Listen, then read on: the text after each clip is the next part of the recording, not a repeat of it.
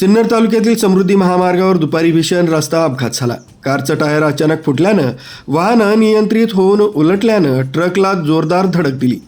या भीषण अपघातात बहीण भावाचा घटनास्थळीच मृत्यू झालाय।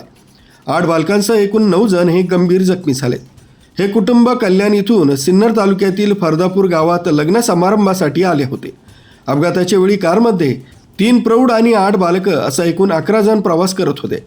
सिन्नर तालुक्यातील पाटोळे शिवार परिसरातील समृद्धी महामार्गावर ही दुर्घटना घडली। धडक इतकी भीषण होती की कारचा अक्षरशः चक्काचूर झालाय। जखमींना तत्काळ सिन्नर इथल्या खाजगी रुग्णालयात दाखल करण्यात आलं। गंभीर जखमी असलेल्या तिघांना पुढील उपचारांसाठी नाशिक इथं हलवण्यात आलंय। डोक्याला गंभीर दुखापत झालेल्या बालकांवर सिन्नरमध्येच उपचार सुरू आहेत। घटनेचा तपास सिन्नर पोलीस हे करीत आहेत। न्यूज ब्युरो, सक्षम पोलीस टाइम्स, न्यूज 112, सिन्नर।